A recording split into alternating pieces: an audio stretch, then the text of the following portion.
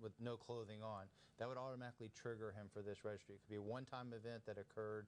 I'm not saying that's an okay behavior. Obviously, that's could be a very harmful behavior to that younger child and also to that 14-year-old, psychologically speaking, could cause a lot of confusion. But just that simple act alone, because the child was under 12, whether there was force or coercion involved, they will be on this registry for the rest of their life. And that registry also requires them to register quarterly, every 3 months, off of their birth date month. They need to go and register. If they fail to register, I do believe that's a second-degree felony charge, which could lead to 5 years in prison. Wow. So the sort of stuff we hear about among kids and stuff with neighbors and cousins and all this stuff, now they're going to be sex offenders. And you think this is more the norm than the rare ones who are violent and need to be flagged? Yeah, the majority ones, I mean, I work in an outpatient setting, so I'm not working in a residential setting where more of the severe cases end up being placed in a commitment setting. But we get a large chunk. I was just reading over the juvenile task force, the governor's juvenile task force report from last year, and the majority of our kids can be treated in an outpatient setting. Treated and like cured, treated, stop the behavior? Well, treated and the behavior addressed. Cured is a label that we try to stay away from, but right now we're looking more with the juveniles. We don't want to put that stigma on you're going to be once a sex offender, always a sex offender. We do that with our adult population, but we kind of tell our juveniles this is a problem that you need to manage for the rest of your life and keep track of it. But luckily, the majority of our juveniles don't grow up to be adult offenders, and recidivism rates are extremely low.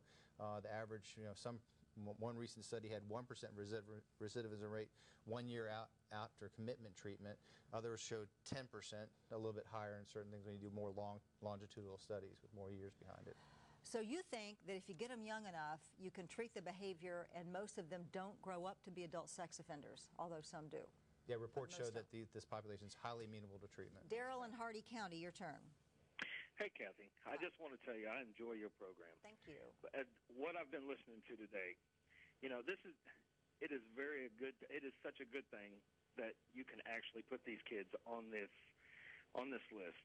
Because here in Hardy County, not only here in Hardy County, but in the state of Florida, we're finding out that DCF and DJJ, which is a juvenile justice for the young people, they've got two different bylaws and guidelines that they go by. They go by each county one and each state one.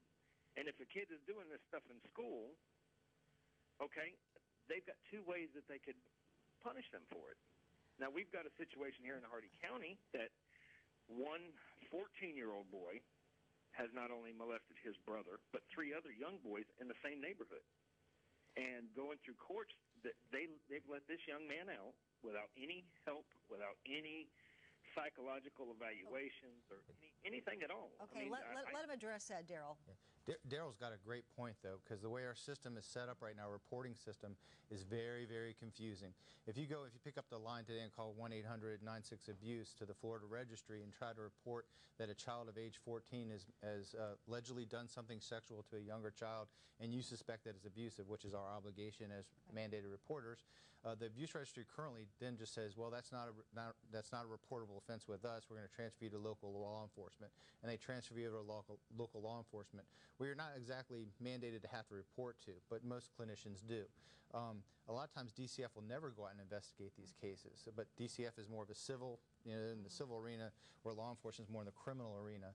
But a lot of times those cases don't get followed up on. They don't get pursued. DCF never attaches anybody to follow that case. They don't get treatment. And then they don't get treatment. Exactly. And that really is the key, is to get young men like this into treatment and get these issues addressed. Are parents, though, when they find out their kid has done this, be more reluctant now to step forward and say, hey, I think we have a problem in our home? What, that's one of your fears? Yes. Yeah. Well, and I think that's always a problem, is you find out what the ramifications are going to be. And I think years and years ago, when sex abuse within the home wasn't reported, it was because of the stigma involved and what's going to happen to Uncle Harry and my dad's going to lose his job. Right. And so consequently, it wasn't done. This is just one more thing that's going to be discussed within the family unit, that they're going to say, we're not going to report it. And without reporting, no help.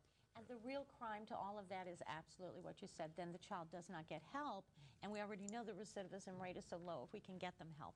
Right. And explain to people that recidivism, means whether you reoffend or not. Reoffend, yeah. And you're saying it's very low if you feel like you get